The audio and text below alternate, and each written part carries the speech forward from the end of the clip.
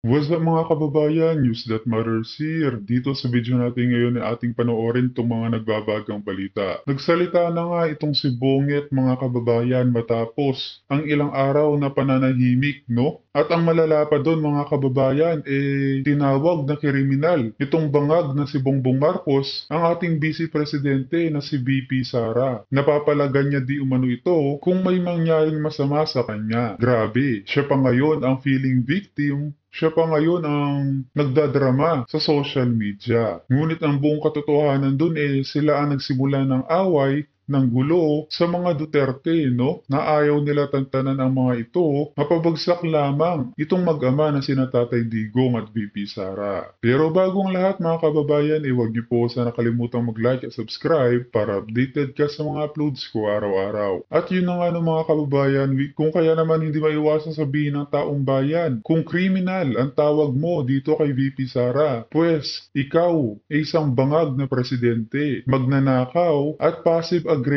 pagdating sa panunungkulan. Di umano na ikaw ay pinaka-weak leader sa kasaysayan ng bansang Pilipinas. Hay nako. Nadagdag pa na wika ng mga taga-suporta ni VP Sara wag di umano ito masyadong feeling victim dahil ang tunay na biktima dito walang iba kundi ang mag-ama ng mga Duterte at ang mga opisyales na nalalapit sa pangalan ng mga ito. Kung kaya naman hindi ko na patatagalin pa, ito na ang buong video. Magandang araw mga kaibigan. Ito sa wakas, nagsalita na ang Pangulong Marcos Jr. Response. May matindi siyang resback kay VP Sara, yung mga active threat kuno na binitawan ni VP Sara sa buhay ng Pangulong Marcos, First Lady at Speaker Martin Romualdez. Okay, pakinggan natin ang pahayag ng Pangulo at bigyan natin ng reaksyon. Mga pahayag na narinig natin itong mga nakarang araw. Nandyan ang walang pakundangang pagmumura at ang pagbabanta ng planong ipapatay ang ilan sa atin. Kung ganun na lang kadali ang pagplano sa pagpatay ng isang presidente, paano pa kaya ang mga pagkaraniwan na mamamayan? Yung ganyang kriminal na pagtatangka ay hindi dapat pinapalampas. Yan ay aking papalagan. Masadyan. Okay, stop muna tayo. Yan ay aking papalagan. That's a very bold statement. Ano Kapal kaya ng ang mukha. klaseng pagpalag? So, bantayan natin. For me, mas maganda ito na nagsasalita na lang Pangulo kaysa yung tahimik. Dapat sa mga pagkakataong ganito, magsalita siya palagi. Hindi yung palagi na lang tahimik. So, yan ay papalagan ko. Ano kaya? Pailan nila ng kaso si VP Sara? O kaya tuluyan na nilang sampahan ng impeachment? Maraming formas yung papalagan ko. So talagang umiinit na ang laban sa politika. Democratic country, we need to uphold the rule of law.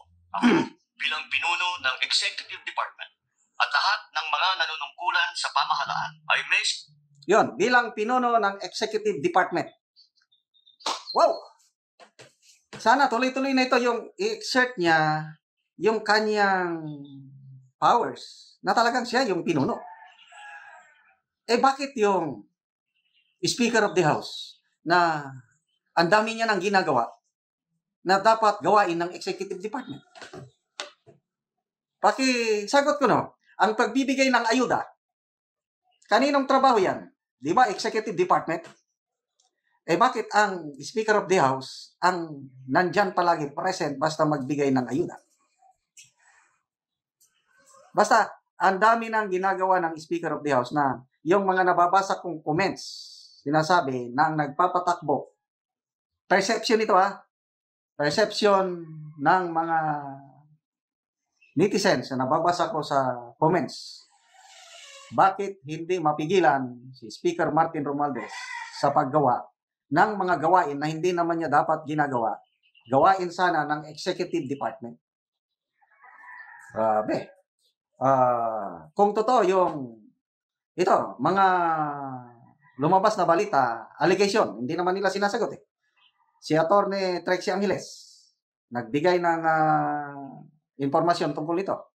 Si Maharlika, nagbigay ng informasyon na pumasok na ang ICC. Sinong nag-asikaso?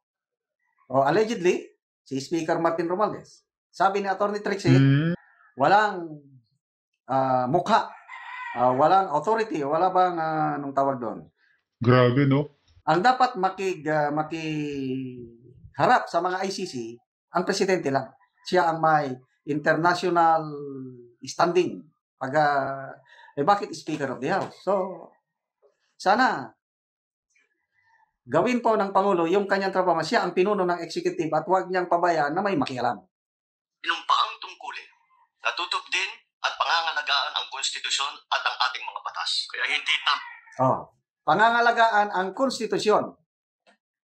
Bakit yung nangyari, yung charter change na Pirma Kunuhay? Anong nangyari sa pagpapapirma? Na yun pala, may halong konting, pinapirma ang mga tao na hindi nila alam yung pinipirmahan nila. Yun pala, charter change na. Pangalagaan ng konstitusyon. Ano bang problema sa konstitusyon? Kaya nga, General Macanas, tapos ngayon sila pang feeling victim, no? Nakala mo napakalinis. At ang mga Duterte na ang pinakamasama. Huwag kami, hindi kami bulag sa katotohanan na sila ang nagsimula ng away o gulo sa mga Duterte. Sino ba namang matutuwa dyan sa binabalak nilang PI o People Initiative, no? Ayaw na nga ng taong bayan sa kanila. At bakit pinipilit na itong si Tambalos Romualdez maging presidente sa taong 2028, wala namang kwentang tao di umano yan. Nang alam lamang mamigay ng ayuda na galing sa pera ng taong bayan. Hay nako. Kaya nga nagreklamo ang marami dahil nakikita ng karamihan, Catholic Bishops Conference of the Philippines, Iglesia ni Cristo, multi-sectoral groups, inopos yung charter change dahil nilalapastangan na ang konstitusyon. Anong sabing pangalagaan ang konstitusyon?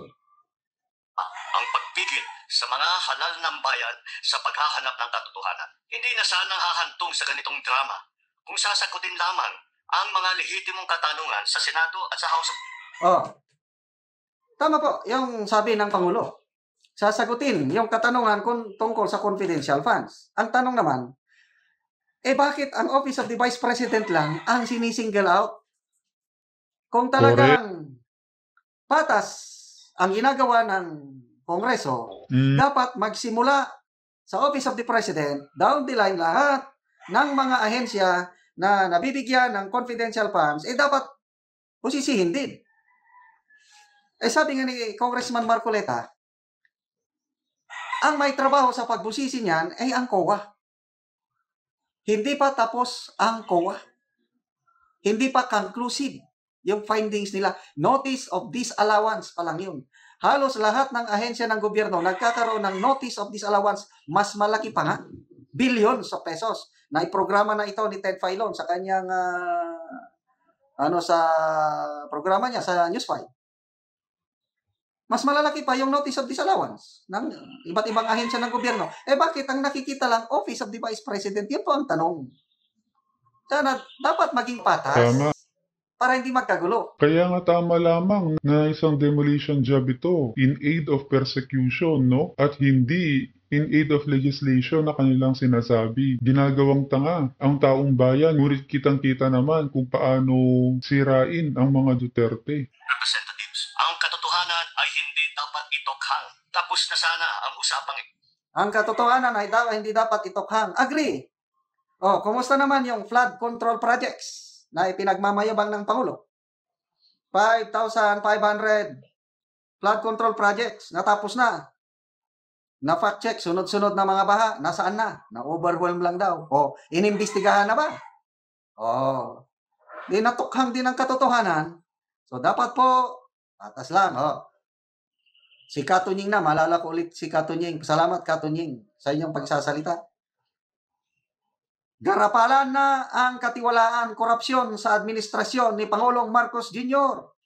Napakinggan na nga kaya ng Pangulo ito. Nakaabot na ba sa atensyon ng Pangulo yung salita ni Katunying?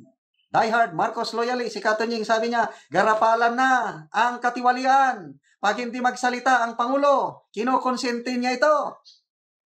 Nagsalita na ba kayo, mahal naming Pangulo? Nagbingi-bingian lang?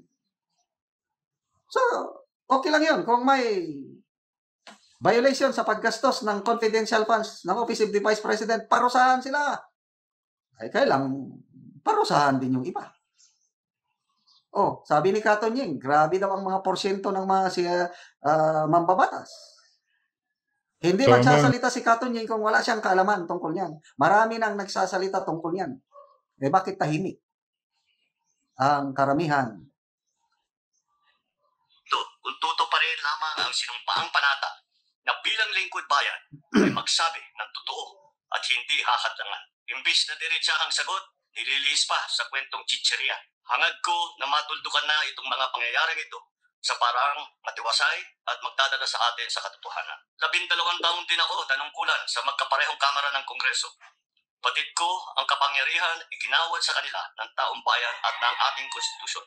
Dahil dito, iginagalang ko ang kanilang gawain bilang isang independenteng sangay ng ating republika. Kahit ang buong executive branch, lahat ng mga ahensya, ay hindi nakakaligtas at parating sumasailalim sa kanilang masusing pagsusuri. Bilang isang bansa, marami tayong mga paghamon na dapat harapin at mga Yan, sinasabi yung masusing pagsuri. Ang tanong, conclusive na ba, final na ba yung pagsusuri ng Commission on Audit? Pakisagot ko no. Hindi ba notice of disallowance pa lang yun? Ang notice of disallowance, nabibigyan ng ahensya ng sapat na panahon para ayusin yung kulang. Ang COA nagbigay February of 2025 ang deadline. Ano ngayon? November of 2024 pa lang. Eh bakit kayo nag-aapura? suliraning dapat bigyan ng lunas sa kabila ng mga pambabatikos na katuon ang aking pansin sa pamamahala. Ngunit hindi natin ikukompromiso ang rule of law. Kailangan manaig ang batas sa anumang sitwasyon, sino man ang tamaan. Kaya hindi ko hahayaan magtagumpay ang hangarin ng iba.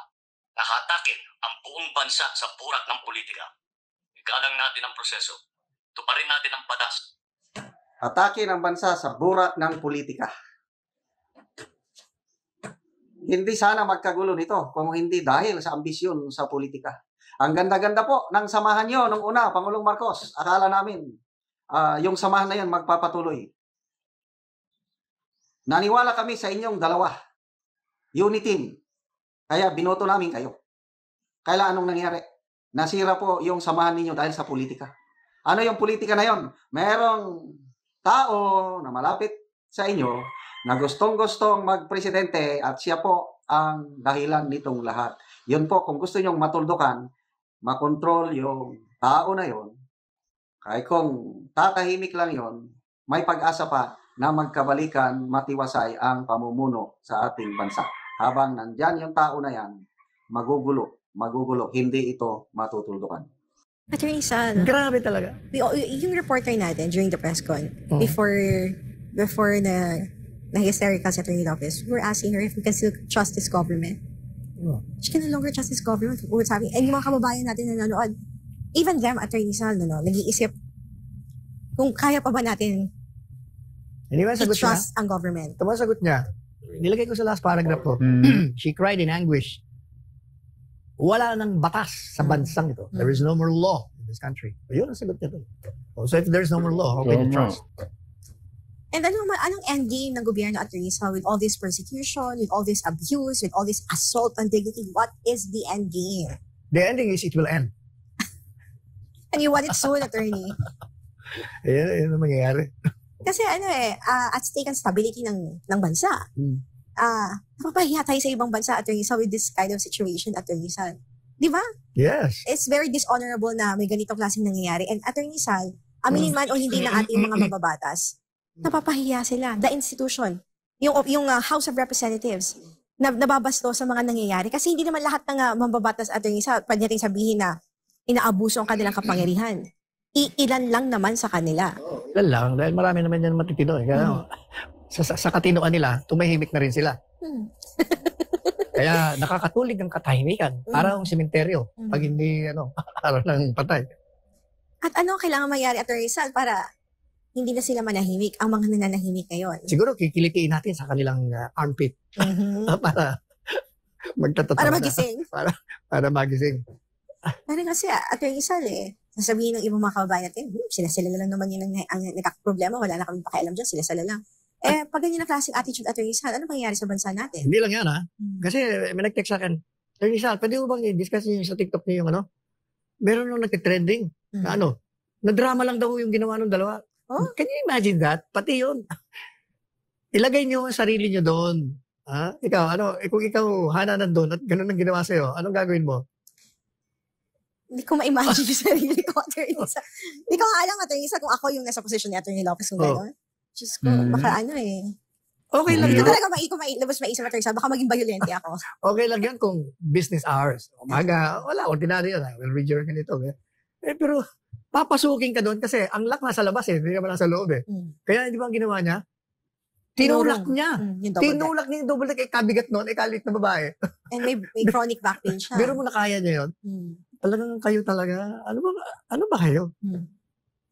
And it's all because she is associated with the vice president na pinapersecute ng gobyerno ito. Yan, katotohanan. Yung sinasabi ko kanina. Huwag kayong magagalit Kung magagalit kayo, dapat lang magagalit. Kaya nyo ginawa yan kasi yan ang benggansa ninyo kay VP Sara. Pinarurusahan nyo yung kanyang sinasakupan, yung kanyang staff dahil hindi nyo mapersa na pumunta sa inyo. Yan ang katotohanan yan. That's the long and short of it. So, personal na nagpunta si VP Sara, sinamahan si Attorney Lopez dyan sa Kamara, Attorney Sal, habang nakakontempt. Agree ba kayo dun sa winika ni Atty. Sal, mga kababayan, na kaya ganito ang ginagawang pang-iipit dito sa OVP Chief na si Atty. Lopez, dahil may kaugnayan ito kay VP Sara? At kung kayong aking tatanungin, may tiwala pa po ba kayo dito sa ating mga gobyerno ngayon? Lalo't kitang-kita ang kanilang ginagawang mali. Partikular na nga dito sa ating mga mambabatas o kongreso. Paki-comment nga yung opinion sa ating comment section ng ating mapag-usapan.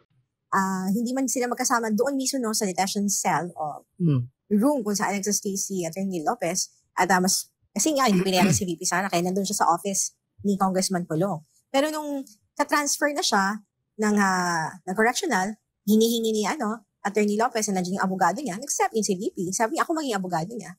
Tapos, kina-question ni Congressman Chua na hindi pwede mag-lawyer si VP Sara sa kanyang chief of staff.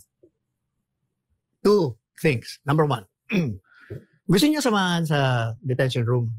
Sabi lang, hindi pwede kasi next of kin ang kailangan. Wala nga yung nanay nasa Davao. Wala nga mga kamag-anak dito Kaya next of kin niya, yung boss.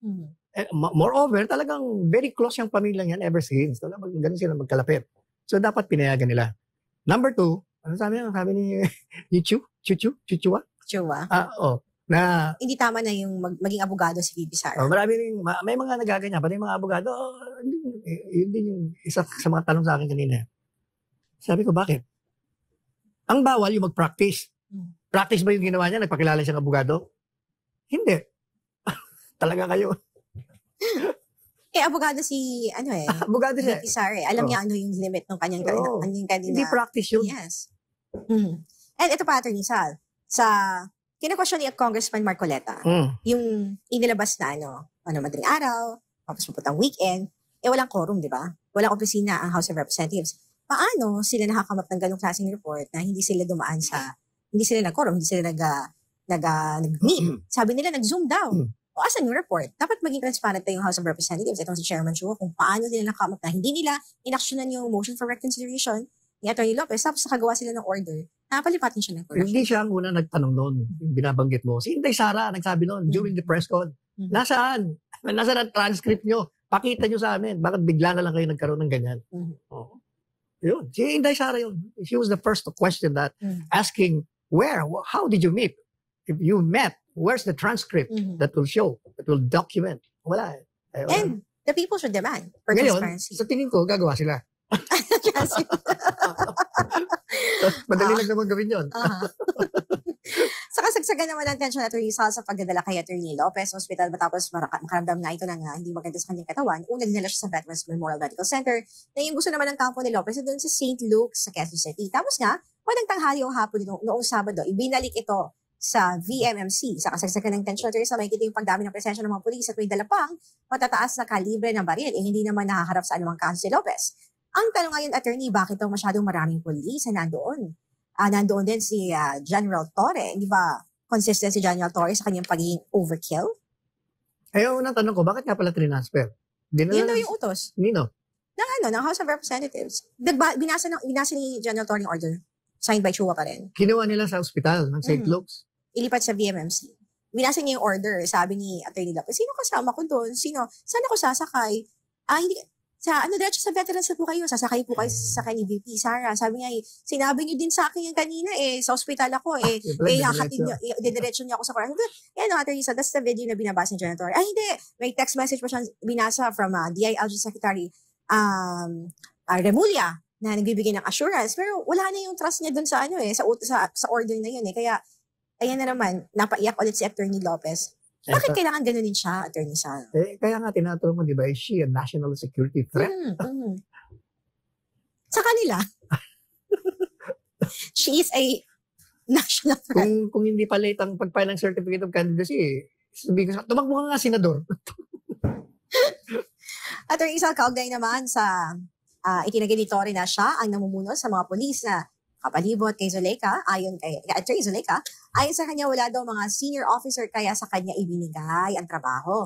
Naniniwala ka ba dito, Attorney, lalo pat kapareho ang ginawa ni Torres sa KOJC ang nangyayari ngayon?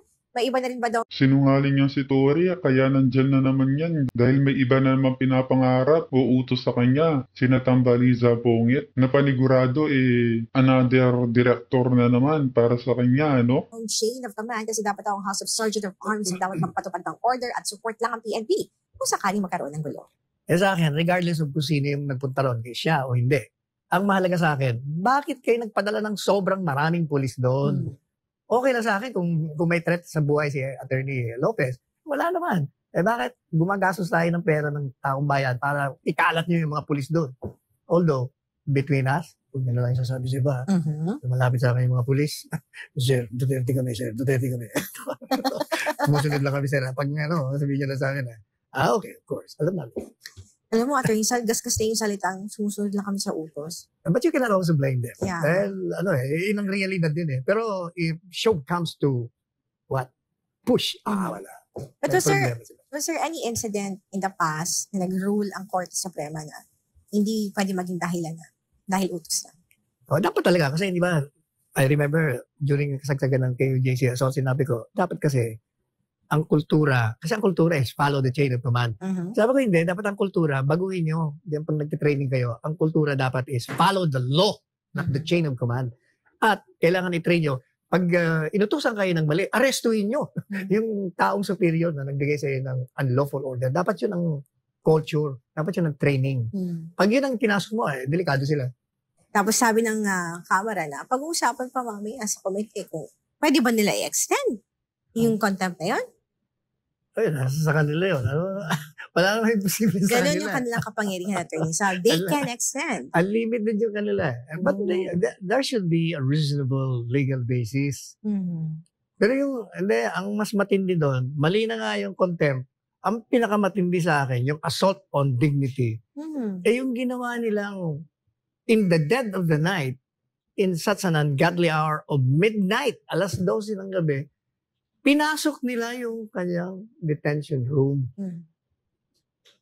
Can you imagine that? Kung ikaw nandun nag-iisa ka, babae ka, nakapajama pa raw siya. At ayaw pa lang payagan na dapat andun yung abogado niya.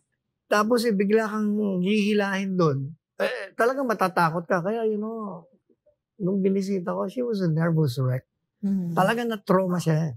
Talaga? Kaya kita mo naman, nag-iiyak siya. Hysterical na nga siya. Nagsuka-suka nga siya. Nagsuka-suka pa. Hanggang nadismayado na, di ba? The unconsciousness left her. Kaya, para sa akin, pinakamatindi. Lalo pa, there was a pending motion for reconsideration, reduced into writing. That was not resolved. And it was resolved. Ang tanong, paano na-resolve? Wala naman kayong session na. Exactly. Paano? Nag-usap-usap kayo? By virtual? Telepono? O nasaan? Nasaan yung resolution na yun? Denying. And, talaga naman, alam mo, nagpipigil ako magmura Kinadaan ko lang sa tawa. Bakit mo itatransfer? Is she a security threat to this nation? Ano ba? Ano bang ginawa? Alam mo, I was watching Attorney Lopez. Napanood mo ba? She was monitoring. She was the epitome of decorum, ethical conduct. She was responding clearly, not evasively, distinctly, to the point, and with such a respectful language. Napakabait niya nga eh. Pag siya ang pinakamagalang na nakita kong doon, palibasa, abogado. Pagkatapos, gaganon na yung matatartuin mo ng ganon. Alam po nyo, itong si Attorney Lopez, ito galing sa angkang ng magandang reputasyong pamilya. Anak ko ito ng dating piskal, dating judge, Jose Joe Lopez, who happens to be a member of the Sigbaro. Brad ko ito nauna lang sa akin sa fraternity. Not only that, uncle niya si Mayor Elias Lopez, kapatid ni Joe Lopez yung tatay niya, who is supposed to be among the greatest mayors in Davao City. Nung wala pa ang Duterte, ito ang the greatest. Mayor Elias. Nung dumating ang Duterte, naging second siya. So, parang sila greatest. Yun ang reputasyon nila. Hindi lang yun, no? Kayo, hindi nyo alam kung sino itong pamangkin na ito. Itong si Lopez, ang nanay nito, si Nina, ang kapatid nito, asawa ni Victor Corpus, General, yung NPA na, di ba nag-defect, tapos bumalik. Hindi yung ordinaryo. Tapos kung ganun yung tratuhin yung ali, napakabait na. I remember, nasa first year high school lang yan nung palagi ako nagpupunta Davao. Kaya malapit sa akin yan Alam mo, Atty. Sal, kasi nakita namin ano yung nangyari, di ba? Kinquestion mo, bakit madaling araw? Sinerve yung order. And kami na nanonood, Atty. Sal, so masyadong kapareho sa nangyari sa KOJC. Madaling araw sineserve yung mga warrant of arrest. Ang dami din police na pinapadala. And then, di ba, Atty. Sal, at one point, may doon, may napaulat na plano pala ng mga police na isalisi yung pagsakay ni Atty. Lopez doon sa ambulansya, idediretso na nila ng correctional. Kaya pinipigyan ng sumakay doon si VP. Kaya, mas lalo tuloy siya hysterical, Atty. Sal, and very anxious doon sa nangyari. With that kind of treatment sa kanya na wala naman siyang kaso, wala siyang napatunay, wala siyang kasalanan, Atty. Sal. Tapos ginaganito siya ng gobyerno, Atty. Sal. She is a respected member of the Integrated Bar of the Philippines. Wala siyang kakaso-kaso, nothing. Tsaka alam mo, yung sinasabi mong pareho lang ginawa sa KOJC. Yung ginawa sa KOJC, pwede pa nila sabihin, kaya namin ginawa yun kasi marami. Tsaka may balita kami, ganyan. Ito yung nag-iisa, babae pa, Diyos ko. Pero doon naman, Diyos Maria Joseph naman. Walang, talaga naman kayo, at sasarap yung batukan.